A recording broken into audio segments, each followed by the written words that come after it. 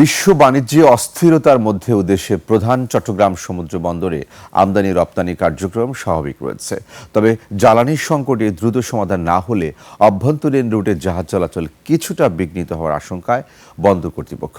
পরিস্থিতি সহনীয় পর্যায়ে রাখতে এরই মধ্যে বাংলাদেশ পেট্রোলিয়াম কর্পোরেশন বিপিসিকে চিঠি দিয়েছে কর্তৃপক্ষ। বিপ্লব মজুমদারের ক্যামেরা ও হাসান ফেরদৌসের তথ্যে আরও জানাচ্ছেন সমর ইসলাম। কালার এক্সপার্ট ডার্ক স্যাপ এবং মাইল্ড অন হ্যান্ডস টেকনোলজি সমৃদ্ধ অরিক্স অ্যাডভান্স ডিটারজেন্ট পাউডার আপনার লন্ড্রি এক্সপার্ট। বিশ্ব বাণিজ্যে অস্থিরতা, জ্বালানি তেলের মূল্য বৃদ্ধি, বিমা ব্যয় বৃদ্ধি এবং নিরাপত্তা ঝুঁকি বাড়লেও চট্টগ্রাম বন্দরে জাহাজের আসা যাওয়া ও পণ্য খালাস কার্যক্রম নিয়মিত চলছে।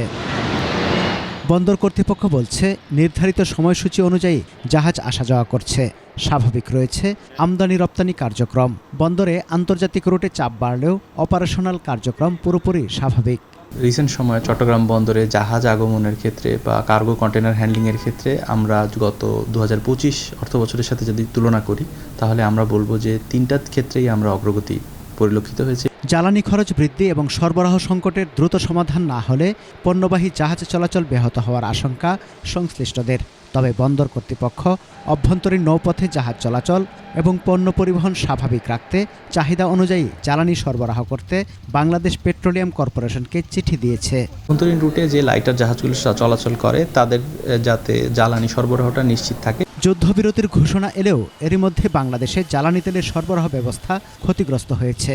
সংকট মোকাবেলায় সবাইকে একসাথে কাজ করার কথা বলছেন ব্যবসায়ীরা। এই সংকটকালীন পরিস্থিতিতে সরকারকে সহযোগিতার হাত বাড়িয়ে দিতে হবে। জনগণের সর্বস্তরের সমর্থন ছাড়া এই সংকট মোকাবেলা সরকারের পক্ষে একা সম্ভব না।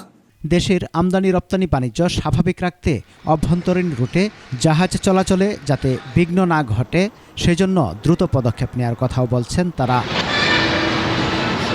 সমর ইসলাম, 21 টেলিভিশন।